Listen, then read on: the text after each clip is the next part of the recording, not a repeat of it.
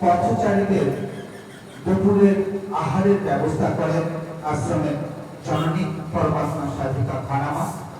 তিনি বলেন, নারায়ণ পুজো আমার প্রত্যেক দিনকার নারায়ণের পুজো, নারায়ণের সেবা দেওয়া। পঞ্চমী মানুষ যে যাকে সাধুরা প্রত্যেক মানুষকে দেখা হলেই বলে থাকেন প্রত্যেক সাধুরা ওম নমো নারায়ণ। প্রত্যেকের মধ্যে যে নারায়ণ আছে তাকে প্রণাম করে। আর পরমাত্মা সাধিকা খানামা সেই পঞ্চমী নারায়ণের প্রত্যেক দিনকার সেবার ব্যবস্থা করে থাকেন।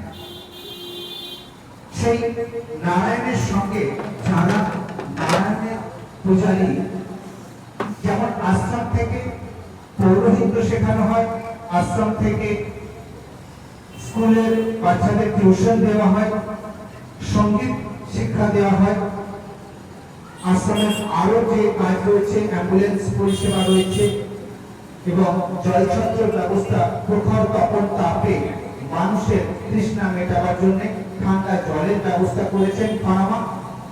আর যারা নারায়ণের পূজারী, যারা মানুষ তৈরির কারিগর, মানুষের জীবন তৈরির কারিগর, সেই সন্ন্যাসী বর্গরা আজকে আশ্রমে উপস্থিত।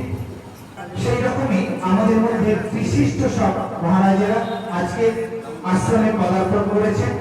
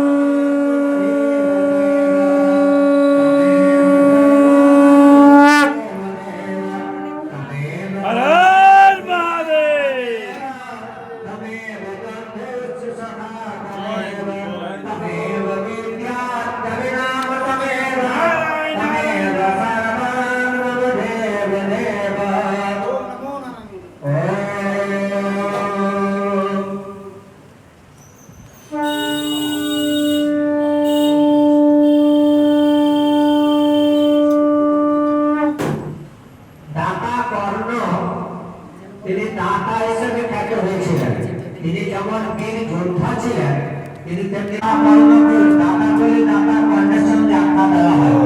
দাতা কর্ণ সমস্ত সম্পদ বিভিন্ন কিছু দান করেছিলেন, কিন্তু অন্নদান করেননি। তখন তিনি যখন স্বর্গে গিয়েছিলেন, নাম মেরেছ, তার পুণ্য অর্জন করেছ, কিন্তু তিনি অন্নদান করেনি। তাই তাকে অন্নদান করার জন্য পানামা তার এখানে প্রতিদিন সুব্রতবাবু বললেন যে প্রতিদিন এখানে অন্নদান হচ্ছে কম বেশি, তার যে সাধ্য অনুযায়ী তিনি অন্নদান করছেন। তাহলে অন্নদানের পুণ্যদান, তাহলে দেখুন তিনি কিন্তু পূর্ণ যত আমরা রাস্তাতে বা আমরা যেখানে যেভাবে আমরা আন্দোলনে নেমেছি সনাতনের পক্ষে, তিনি কিন্তু সমস্ত বিরোধী আমাদের সঙ্গে উপস্থিত হয়েছেন। এমন কোনো দেখিনি যে প্রোগ্রামে তিনি আমাদের পাশে দাঁড়াননি। তিনি তার সাধ্য দিয়ে তিনি কিন্তু আমাদের পাশে দাঁড়িয়েছেন। তাই তার এই কর্মের জন্য তার কাছে আমরা তাকে অনেক কৃতজ্ঞতা জানাই, তাকে জানাই সনাতনী শুভকামনা, শুভেচ্ছা ও আন্তরিক অভিনন্দন। শ্রী মহাদেব তার চরণে আমি প্রার্থনা করি, সর্বেষু সুন্দরিয়াময়া সর্বে ভক্তায় পশ্যন্তু মানসে কুতভগ্রবে শান্তি শান্তি।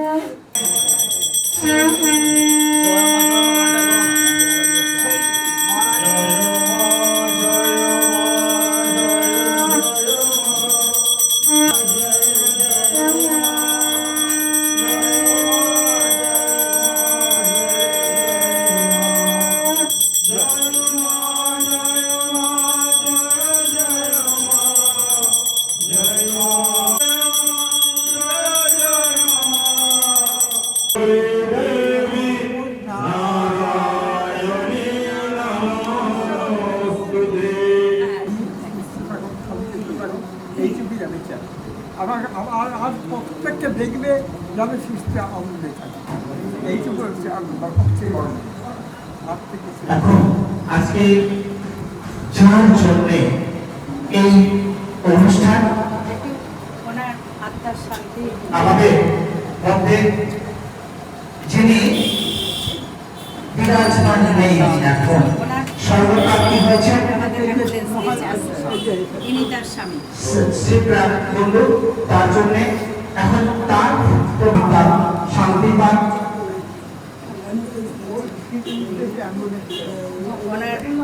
আত্মার শান্তির জন্য অ্যাম্বুলেন্স দিয়েছেন ওনার স্বামী।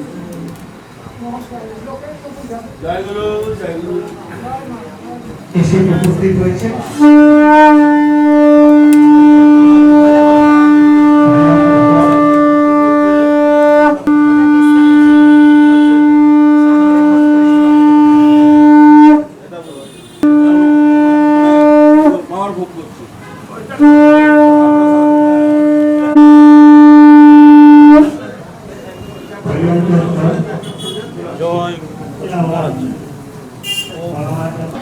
আমাদের হিন্দু হিন্দু করে বেড়াচ্ছে, সনাতন ধর্ম করে বেড়াচ্ছে, আমরা শুধু সেই পুঁথিগত যে কথা। এই আশ্রমের প্রধান প্রপরাজিকা প্রাণাম, তিনি এই আশ্রম প্রতিষ্ঠা করেছেন মানুষের সেবার জন্য। তো আজকে অনেক কর্মকাণ্ড এখানে হচ্ছে, সেই জন্য আমি বিশেষভাবে আনন্দিত। এখানে একটি অ্যাম্বুলেন্স পরিষেবা যারা দিয়েছেন, তিনি এসেছেন আজকে, এটি আমাদের রাজপুরে অনেক কাজে লাগছে।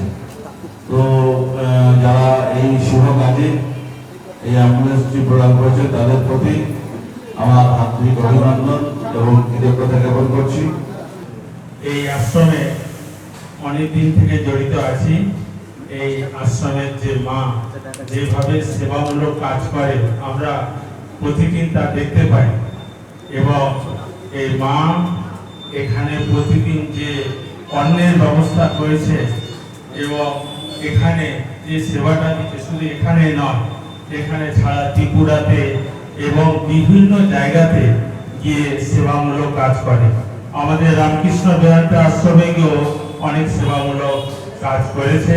তার জন্য মাকে আমি ধন্যবাদ জানাই এবং এখানকার মানুষ যেভাবে উপকৃত হচ্ছে তার জন্য ঠাকুর মা স্বামীজির কাছে প্রার্থনা জানাই ওনার জীবন আরো দীর্ঘায়িত হোক এবং মানুষের সেবাতে এবং মানুষের কাজে যাতে লাগে।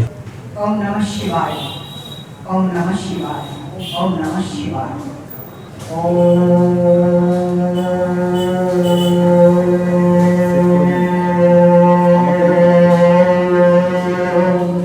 नमस्तुभ्यं विरूपाक्षं नमस्ते दिव्यचाक्षुषे नमो पिनकहस्ताय वज्रहस्ताय वै नमः नमस्ते शिवहस्ताय दण्डपाशशिपाणये नमस्ते रघुनाथाय भूतानां पतये नमः नमः शिवाय शान्ताय कारुणिकाय हेतवे निवेदयामि चातुर्मानं तंगोति परमेश्वर तंगोति परमेश्वर तंगोति परमेश्वर तंगोति परमेश्वर। ओम नमः शिवाय। আমাদের আশ্রমে স্বয়ং শিব ঠাকুর রয়েছেন মা সংকট নাশিনী মা, সকলকে কৃপা করার জন্য, সকলের দুঃখ কষ্ট সংকট থেকে মুক্তি দেওয়ার জন্য মা বিরাজিতা আছেন ঠাকুর রামকৃষ্ণ, সারদা মা এবং স্বামীজি এবং আরো অনেক পার্শ্বগণ রয়েছেন। সদাই যেন মনে হয় এই আশ্রমে, এই মন্দিরে যখন আসি, যখন ঢুকি প্রথম সকালবেলা, প্রথম ভোরবেলা যখন আসি, তখনই মনে হয় সবার একটা শ্বাস শুনতে পাচ্ছি। সবাই এখানে বাস করছেন, তাই তাদের শ্বাস শুনতে পাচ্ছি। ভারী ভালো লাগে, ভারী আনন্দ লাগে। আজকে আবার বিশেষ দিন। আজকে কত সাধু মহাত্মা যারা যুগ যুগান্তর ধরে জপ তপ করে চলেছেন, যে সমস্ত সাধু মহাত্মারা, তাদেরই প্রতিনিধি স্বরূপ আমাদের এখানে রয়েছেন। এত সাধুরা এসেছেন। আমি আজকে খুব আনন্দিত। আমাদের রামকৃষ্ণ দিগদর্শন সেবাশ্রম খুব পুলকিত, খুব আনন্দিত। এত সাধুকে একসাথে পেয়ে ভীষণ ভালো লাগছে। ভালো লাগে যখন আমাদের মানব সেবা, নারায়ণ সেবা দেওয়া হয় প্রতিদিন সোম থেকে শুক্রবার পর্যন্ত। তখন যখন মানুষ এখানে বসে অন্নপ্রসাদ পায় সম্পূর্ণ বিনামূল্যে। এখনকার দিনে বিনামূল্যে দেওয়া খুব কঠিন। অনেকেই আবার প্রশ্ন করে, মা তুমি কেমন করে দাও? অনেক বড় বড় মঠ মিশন আছে, তারাও একটা টোকনের ব্যবস্থা করে, কিছু অল্প হলেও টাকা পয়সা তারা গ্রহণ করে, কিন্তু তুমি দাও না। আমি বলি, কে বলছে আমি নিই না? আমি নিই, আমি এদের থেকে নিই, আমি তার থেকে নিই। তিনি আমাকে কৃপা করেন, মা অন্নপূর্ণা আমাকে স্বয়ং কৃপা করেন, তাই তো দিতে পারছি। ভিক্ষা করে তাদেরকে আমি অন্ন জোগাড় দিয়েছি, এর মধ্যেও আনন্দ আছে। কারণ জীবনের ছন্দ এটাই, মানুষকে আনন্দ দেয়া। সেই আনন্দ দেওয়ার যে যে উপায় অবলম্বন করতে হয়, সেই উপায়গুলো দেখতে হবে। যেমন প্রথমেই দেখাতে হয়, আগে মানুষ উদর পূরণ করবে, পেটটা ভর্তি থাকবে, খিদের কষ্ট হবে না, পিপাসার কষ্ট হবে না, তারপর তারা অন্য কাজেতে যেতে পারবে। কারণ জপ তপ করতে গেলেও একটু কিছু আহারের প্রয়োজন। তারপরেও দরকার শিক্ষা, তারপরে দরকার সচেতনতা, সততা, এইগুলো মানুষের দরকার। সেই কারণে প্রবচন দেওয়া হয় কিভাবে পথ চললে সব পথে তোমরা এগোতে পারবে, কিভাবে পথ চললে এই কঠিন পৃথিবীতে মিথ্যাকে সরাতে পারবে, মিথ্যা ছাড়া সুন্দরভাবে কথা বলবে, এমনই কথা বলবে, এমন কাজ করবে না যাতে মিথ্যা যুক্ত হয়। মিথ্যা ছাড়া জীবন চলবে, তবেই আমরাই পারবো সত্য যুগকে আনতে, আমাদের দ্বারাই সম্ভব হবে। কারণ আমরা যে তপ করি, তপস্যা করি, আমাদের মুখে মিথ্যা শোভা পায় না, অশুভ আচরণ আচরণ শোভা পায় না। সেই কারণে আমরা ঈশ্বরের কাছে, ব্রহ্মা বিষ্ণু মহেশ্বরের কাছে সদাই প্রার্থনা করব, হে ঈশ্বর আমাদের কৃপা করো, আমরা যেমন সঠিক পথে চলছি তেমনই যেন সঠিক পথে চলতে পারি। আজকের এই অনুষ্ঠানটি যাকে নিয়ে ঘিরে, তিনি হচ্ছেন গণেশ নাথ কুণ্ডু মহাশয়, আর তার স্ত্রী সিদ্ধির উদ্দেশ্যে আজকে তিনি এই অনুষ্ঠানটি করছেন। তিনি অ্যাম্বুলেন্স দিয়েছেন, এই আশ্রমকে খুব ভালোবেসে ফেলেছেন। তার নাম হচ্ছে শিপ্রা, শ্রীমতী শিপ্রা কুণ্ডু। তিনি স্ত্রীকে কতটা ভালোবাসেন। আমরা সব সাধু জগতে আছি, আমাদের স্বামী স্ত্রী ব্যাপারটা থাকে না, কিন্তু সংসারী জগতে সবচেয়ে বড় পবিত্রতা হলো স্বামী স্ত্রীতে মিল থাকা, স্বামী স্ত্রীতে ভালো থাকা। আমাদের মুখে শুনে তারা তো আরো অনুপ্রাণিত হবে, কিন্তু এই মানুষটি ৯৯ বছর বয়স, এখনো তিনি স্ত্রীর জন্য বন্ধন করেন, কাঁদেন, বলেন আমি পেনশন পাই, আমার এই টাকাগুলো নিয়ে কি হবে যদি আমি আমার স্ত্রীর জন্য কিছু না করতে পারি। তিনি আদর্শ স্বামী একটা এই জগতে, তাই উনি এত সুন্দর সুন্দর অনুষ্ঠান করেন আর এতে তৃপ্তি পান। এবারে উনি আবদার করেছিলেন সাধু ভোজন করাবেন, তাই জন্য সাধুদেরকে উনি আনিয়েছেন। তাই আমরা সকলে ওনার স্ত্রীর আত্মার শান্তি কামনা এবং ওনার সুস্থতা কামনা এই প্রার্থনা করবো। ওম নমঃ শিবায় নমঃ। একটু মনের কথা না বললে আমার তো হয় না, তোমরা জানো। বহু আশা নিয়ে আমি এলাম এই পৃথিবীতে, মানুষের মাঝে ভগবান আছে সেটি খুঁজে নিতে। তোমাদের সকলের চৈতন্য হোক, তোমাদের সকলের মঙ্গল হোক, মঙ্গলময় ঈশ্বর সদাই তোমাদের সঙ্গে থাকুন। তোমরা সকলে অনেক ভালো থাকো, অনেক ভালো থাকো, অনেক ভালো থাকো।